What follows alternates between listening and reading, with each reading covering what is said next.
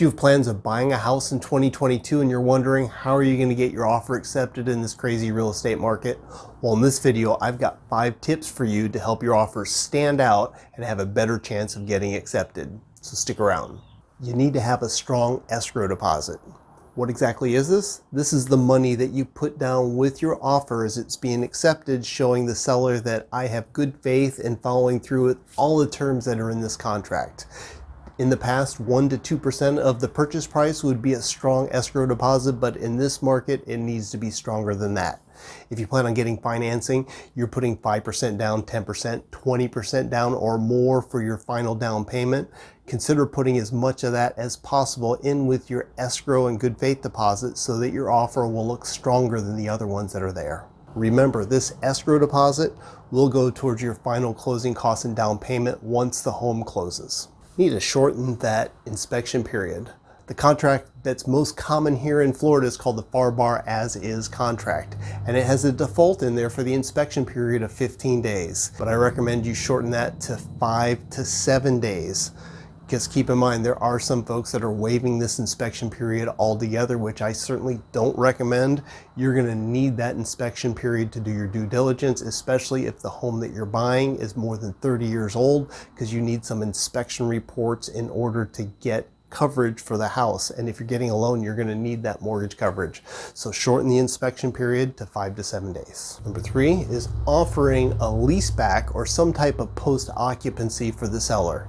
More than likely the seller is looking to buy a property and they don't want to have to move twice. So if you give them the opportunity to stay in the house after closing, then that makes it easier for them to move on to their next property. This post occupancy could be just a couple days, maybe so they can move out over the weekend, or if they have a closing that's coming up, they might need a couple weeks, a month, 2 months, really depending upon their situation, and you offer this lease back for them at no charge so that your offer will stand out. Something I'd like to recommend if you are going this route, you need to talk to your insurance provider that's going to give you your homeowner's insurance to make certain that the coverage you're getting in place will be okay with somebody being in the house once it becomes yours, and or make certain that the seller is going to have renter's policy. This way there's some type of insurance protecting both you and the seller in case something bad happens while they're in the house after you become the homeowner. Before, you can offer an appraisal gap. With this crazy real estate market that we have, homes are listing above where the comps are at, and they're going under contract for even higher than that amount. So this is making appraisals kind of difficult to come in matching what the sales contract is. So more than likely there's going to be some type of gap between what you're under contract for and what the appraisal price comes in at, and the seller would like to know that you're in a position to cover some or all of that gap. Here's a better example of what an appraisal gap is. Let's say you're under contract for $350,000 and you plan on putting 20% down. That's $70,000. If the appraisal comes in at $330,000, we have a gap. And your loan is actually going to be based upon what the appraisal price is, which in this case is $330,000.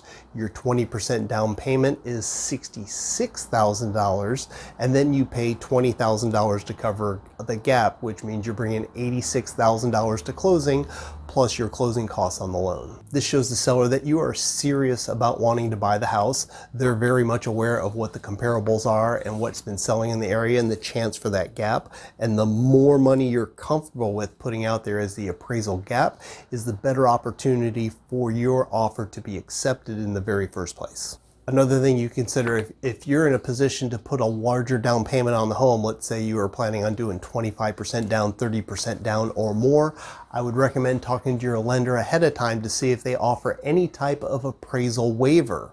There are lenders, once it goes through underwriting, sees the amount of money that you're putting down on the house and that lessens some of their risk. It could remove the need for them to actually have an appraisal on the property, and they could offer you an appraisal waiver. So if you're in a position to put the 25, 30% or more down on a home, you should definitely talk to your lender about getting the appraisal waiver, and then you don't have to worry about the appraisal gap. This suggestion I have for you is to offer to pay for some of the seller's closing costs. So the previous 4 suggestions, those are certainly ways to help your offer stand out, and it's probably common on a lot of offers that are written. They're going to have the higher escrow deposit, shortened or no inspection period, the appraisal gap, etc. But it's not very many offers that come in that want to pay for the seller's closing costs, and that'll definitely help your offer stand out. Every transaction, there's closing costs on both sides. For the seller in particular, they have to pay for title insurance, doc stamps on the deed, and the real estate commission. And if you offer to pay for some or all of that, that's money going directly to the seller's bottom line, and the price isn't as important because you're saving them money on the closing costs. Here's an example that gives a breakdown. If your offer is $350,000 compared to another offer that's $360,000, your offer is actually going to net them more if you offer to pay $10,000 towards their closing costs. So here's a breakdown of both of the closing costs. You can see side by side between the $360 and the $350, and the one where you're offering to pay closing costs actually nets the seller $620 more. So if you take that into consideration with maybe offering an appraisal gap and upping your offer just a little bit more, then that'll definitely help your offer stand out. But keep in mind, if you do go this route, you're going to have your down payment, you're going to have your closing costs, and the money that you're offering towards the seller's closing costs is going to be additional funds that you'll need to have at closing.